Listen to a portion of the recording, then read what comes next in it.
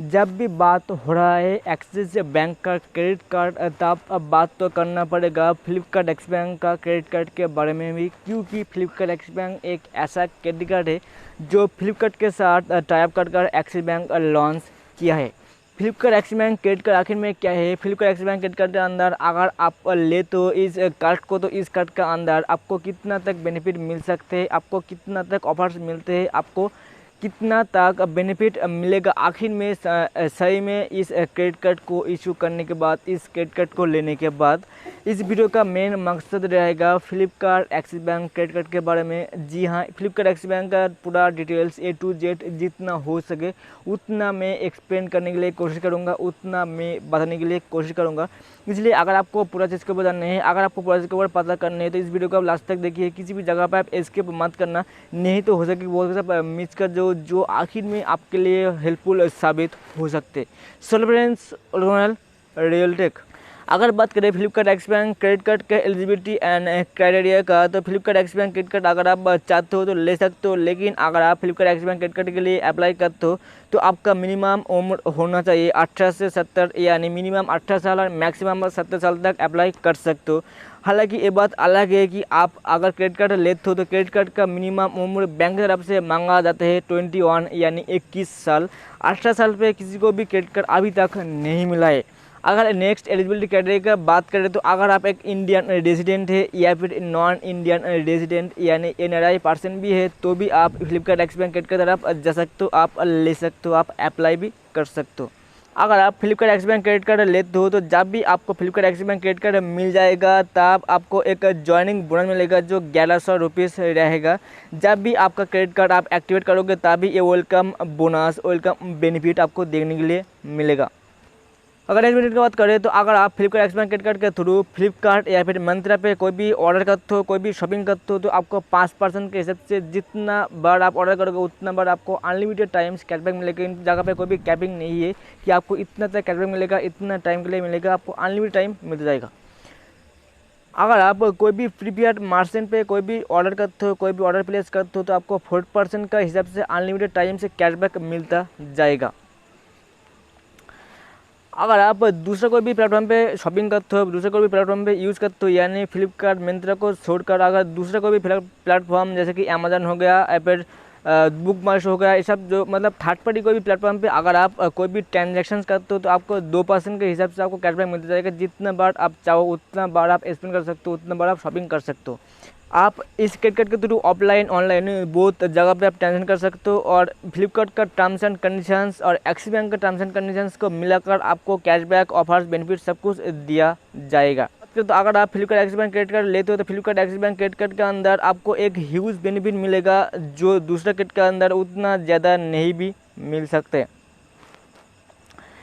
Flipkart Axis bank credit card अगर आपको मिलते हैं तो Flipkart Axis bank credit card का अंदर आपको फर्स्ट टाइम के लिए 500 रुपीज़ का फ्लिपकार्ट ई वाउचर यानी ई गिफ्ट कार्ड मिलेगा। जब भी आप फर्स्ट टाइम के लिए ट्रांजेक्शन करोगे आपका Flipkart Axis bank credit card के थ्रू कोई भी मर्चेंट साइट पे, as per the terms and conditions. अगर आप मंत्रा पे कोई भी फर्स्ट टाइम के लिए ट्रांजेक्शन करते हो तो आपको 15% के हिसाब से कैशबैक मिल जाएगा। मैक्सिमम आपको 500 रुपीज़ का कैशबैक मिलेगा अगर आप Flipkart Axis bank credit card के थ्रू ट्रांजेक्शन करोगे तो।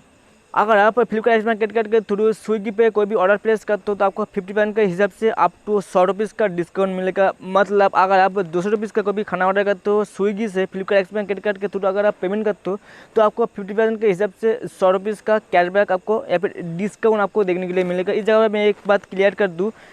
इस जगह पर जब भी आप ऑर्डर करोगे तब एक प्रोमो कोड आपको डालना होगा जिनका नाम है एक्सिस FK न्यू, और ये जो डिस्काउंट मिलेगा डायरेक्ट डिस्काउंट अप्लाई होगा, ना कि आपको कैशबैक मिलेगा। डायरेक्ट डिस्काउंट मतलब जो भी आपका अमाउंट रहेगा उस अमाउंट से काट होकर आपको बाकी पेमेंट करना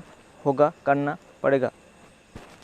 अगर Flipkart Axis bank credit card का फीस एंड चार्जेस की बात करें तो Flipkart Axis bank credit card जब भी आप इशू करवाते हो तब आपको एक चार्जेस लगेगा, एक नॉमिनल चार्जेस लगेगा जो 500 रुपीज़ आपको चार्जेस भरना होगा जब भी आप Flipkart Axis bank credit card issue करते हो तब। अगर एनुअल फीस की बात करें तो Flipkart Axis bank credit card अगर आप इशू करते हो तो इशू करने के बाद जब भी आपका क्रेडिट कार्ड का पूरा साल कंप्लीट हो जाएगा, मतलब 1 वर्ष कंप्लीट होने के बाद आपको चार्जेस भरना होगा 500 रुपीज़, यानी आपका इशुएंस फ़ी, एनुअल फीस 500 रुपीज़ या फिर 500 रुपीज़ आपको भरना पड़ेगा। लेकिन अगर आप पूरा साल पे 2 लाख रुपीज़ या फिर उससे ज़्यादा स्पेंड कर लेते हो तो आपका एनुअल चार्जेस वेव हो जाएगा, वेव किया जाएगा। अगर एड ऑन कार्ड की बात करें तो अगर आप एड ऑन कार्ड लेते हो Flipkart Axis bank credit card का तो एड ऑन कार्ड का कोई भी ज्वाइनिंग फीस, कोई भी एनुअल फीस कुछ भी नहीं है, सब कुछ नील है।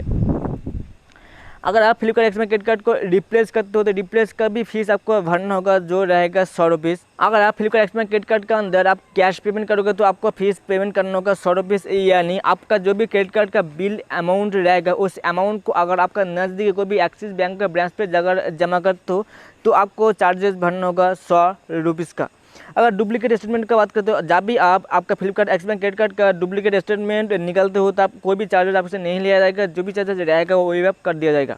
अगर चार्जेस स्लिप की बात करें तो चार्जेस स्लिप का या फिर कॉपी रिक्वेस्ट का भी कोई भी जो चार्जेस रहेगा वो चार्जेस वेव कर दिया जाएगा, कोई भी चार्जेस नहीं लिया जाएगा। अगर आउटस्टेशन चेक फ़ी की बात करें तो वो भी आपके से नहीं लिया जाएगा, वेव कर दिया जाएगा। अगर मोबाइल अलर्ट्स फॉर ट्रांजेक्शन, यानी जब भी आप ट्रांजेक्शन करोगे तब आपको SMS जो मिलते हैं, आपका मोबाइल पे जो भी SMS आता है वो SMS चार्जेस भी आपसे नहीं लिया जाएगा, वो फ्री ऑफ कॉस्ट ही रहेगा। अगर हॉट लिस्टिंग चार्जेस की बात करें, यानी अगर आपका Flipkart Axis bank credit card का कोई भी मिसयूज़ होते हैं या फिर कोई भी धोखाधड़ी ट्रांजेक्शन होते हैं तो अगर आप उस क्रेडिट कार्ड को अगर हॉट लिस्टिंग करते हो यानी ब्लॉक करते हो तो कोई भी चार्जेस नहीं लिया जाएगा, पूरा नील रहेगा। अगर आप बैलेंस इंक्वायरी करते हो आपका Flipkart Axis bank credit card का तो भी कोई भी चार्जेस नहीं लिया जाएगा, जो भी चार्जेस रहेगा वो वेव कर दिया जाएगा बैंक की तरफ से। अगर फाइनेंस चार्ज की बात करें तो फाइनेंस चार्ज यानी रिटेल परचेस एंड कैश का चार्जेस की बात करें तो अगर आप फाइनेंस पेमेंट करते हो या फिर रिटेल परचेस एंड कैश का कोई भी पेमेंट करते हो तो आपका चार्जेस रहेगा 3.6% पर मंथ के हिसाब से 52.86% पर एनम। अगर कैश विड्रॉल फीस की बात करें, यानी आपका क्रेडिट कार्ड के थ्रू अगर आप कोई भी ATM मशीन से कोई भी कैश विड्रॉ करते हो तो भी आपको कुछ न कुछ चार्जेस भरना होगा, जो 2.5% के हिसाब से आपको चार्जेस भरना होगा, जिनका चार्जेस जाएगा मिनिमम 500 रुपीज़ और मैक्सिमम जितने भी आप विड्रॉ करोगे उस हिसाब से आपको चार्जेस देना होगा 2.5% का हिसाब से। एक बात आप याद रखना, अगर आपका Flipkart Axis bank credit card है तो क्रेडिट कार्ड के थ्रू कोई भी कैश विड्रॉल आप मत करना आपका कोई भी ATM मशीन से, क्योंकि उसी दिन से आपका चार्जेस लगना शुरू होगा जब से आप कैश विड्रॉ करोगे। और ओवरड्यू पेनल्टी और लेट पेमेंट फ़ी की बात करें तो अगर आप Flipkart Axis bank credit card के थ्रू कोई भी यूज़ कर रहे हो आपका अमाउंट और वो अमाउंट अगर आप पेमेंट नहीं करते हो टाइम पे और वो अगर ड्यू हो जाते तो भी आपको कुछ ना कुछ चार्जेस भरना होगा, जहाँ पे अगर आपका मिनिमम ड्यू अमाउंट रहते 300 रुपीज़ तो आपको कोई भी चार्जेस नहीं देना होगा, पूरा चार्जेस नील रहेगा। लेकिन अगर आपका अमाउंट रहते 301 से लेकर 500 रुपीज़ तक तो आपको मिनिमम चार्जेस देना होगा 100 रुपीज़। अगर आपका ड्यू अमाउंट रहते हैं 501 से लेकर 1000 रुपीज़ तक तो भी आपको चार्जेस देना होगा 500 रुपीज़। अगर आपका अमाउंट ड्यू रहता है 1001 से लेकर 10,000 रुपीज़ तक तो भी आपको चार्जेस देना होगा 500 रुपीज़। अगर आपका मिनिमम ड्यू अमाउंट रहता है 10,001 से लेकर 25,000 रुपीज़ तक तो आपको चार्जेस भरना होगा 750 रुपीज़ यानी 750 रुपीज़। अगर आपका मिनिमम ड्यू अमाउंट रहता है 25,001 से लेकर 50,000 रुपीज़ तक तो भी आपका मिनिमम ड्यू अमाउंट रहेगा, जो भी चार्जेस आपको भरना होगा वो रहेगा 1000 रुपीज़।